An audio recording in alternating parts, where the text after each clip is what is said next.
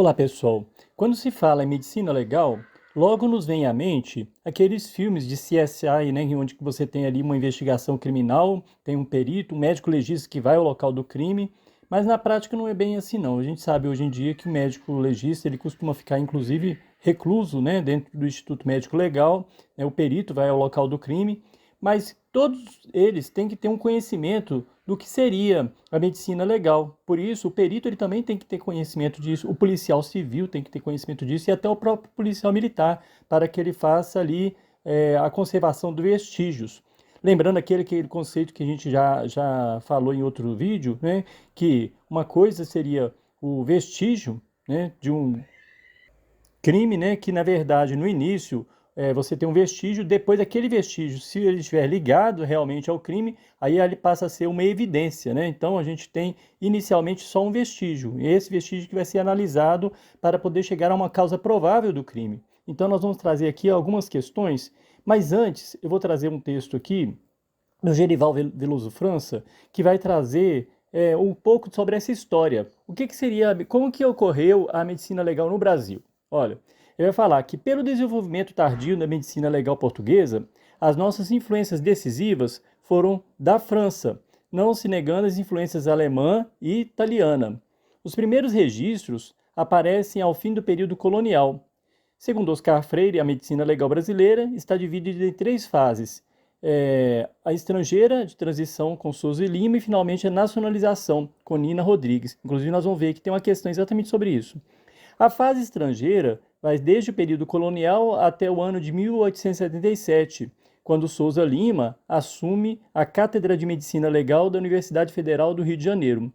A primeira publicação dessa fase data de 1814 e era um documento em que Gonçalves Gomide, médico senador do Império, que contestava o parecer dado por dois outros médicos, Antônio Pedro de Souza e Manuel Quintão da Silva, em que afirmavam ser santa uma rapariga da comarca de Sabará, na Capela Nossa Senhora da Piedade da Serra.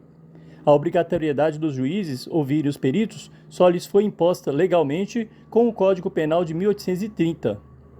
Veja aí que a medicina legal ela está sendo usada, inclusive, no aspecto religioso, né? Com essa, quando eles estavam tentando canonizar uma moça lá da comarca de Sabará, né? Em Minas Gerais. A segunda fase começa em 1877, quando o ensino da medicina legal assume caráter prático. Agostinho José de Souza Lima assume a cadeira de medicina legal e é nomeado, junto com seu assistente Borges da Costa, consultantes da polícia. Em 1879, recebe autorização para dar um curso de tanatologia forense no necrotério oficial. Para quem não sabe o que é tanatologia, é ciência sobre a morte, exatamente sobre as causas da morte, etc. A terceira fase começa exatamente aí quando se dá a posse de Raimundo Nina Rodrigues, em 1895, como catedrático de Medicina Legal da Faculdade de Medicina da Bahia.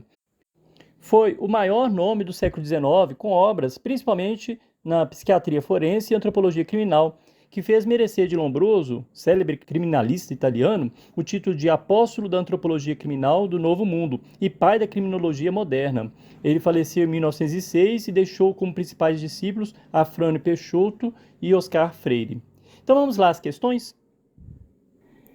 A primeira questão caiu na Polícia Civil do Maranhão. A corrente de pensamento que exerceu maior influência na medicina legal brasileira é de origem, letra A, francesa, B, inglesa, C, italiana, D, germânica ou E, portuguesa. Como nós vimos aí nesse pequeno texto, né, lógico que foi a francesa. E a gente também viu que a alemã e a italiana influenciaram de maneira marcante, mas a francesa foi mais marcante. Outra questão caiu na Polícia Civil do Rio de Janeiro para perito legista.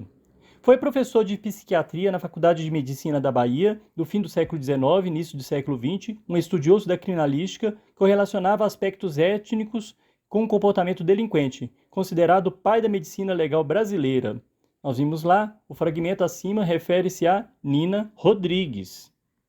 Como nós vimos, a verdadeira nacionalização se deu com Raimundo Nina Rodrigues da Bahia, iniciando-se com ele a fase de pesquisa científica médico-legal a partir de nossa própria realidade. Então vejam que a gente não vai só guardar o que significa medicina legal, para que serve, mas a gente também tem que guardar um pouco sobre esses aspectos históricos, né? Por quê? Porque isso também cai em concurso. Para finalizar, Vamos pegar uma última questão que caiu numa prova de perito médico legista, né? A medicina legal nasceu da necessidade do direito ter prova técnica médica no esclarecimento da justiça. Pode ser conceituada como aplicação dos conhecimentos médico-biológicos na elaboração e execução das leis que deles carecem. Segundo a história da medicina legal brasileira, é correto afirmar que, pelo texto lá, nós vimos, né, sobre as fases da medicina legal, né, e é exatamente essa letra D. E essa questão ela confunde bastante. Porque, por exemplo, a primeira vai falar dividida em 4 fases, e a gente sabe, né, pelo menos a gente já viu no texto agora, que ela é dividida em 3 fases. A segunda quase estava certa, mas eles trocaram o nome do cara aí, olha. A fase estrangeira vai desde o fim do período colonial até a República, quando Afrânio Peixoto assumiu a cátedra de medicina. E a gente viu que, na verdade, quem que vai assumir a cátedra de medicina foi Souza Lima, né? A letra C. A primeira publicação da fase estrangeira se deu em 1841 por meio de um parecer a respeito de um exame necroscópico. Essa aí também confunde, porque eles inverteram a numeração, né? Não é 1841, foi 1814. Agora, a letra D está certa, né? Em 1832 foi criada a perícia profissional, tendo em vista que foram criadas regras para os exames de corpo de delito. E a letra E, por que ela não é? Aí está dizendo que a fase de nacionalização se iniciou após a Primeira Guerra Mundial e seu início foi marcado pela posse de Oscar Freire na cadeira de Medicina Legal da Faculdade de Medicina do Rio de Janeiro. Mas nós vimos ali que a nacionalização vai acontecer com Nina Rodrigues. Então, veja, é muito decoreba, né, na verdade. Então, a gente tem que conhecer um pouco da história da medicina legal para a gente poder também resolver esse tipo de questão na prova, né? Então, eu espero que vocês tenham percebido a importância de a gente estudar também a história da medicina legal. No próximo vídeo, eu vou tentar trazer um pouco também algumas questões sobre a medicina legal no mundo.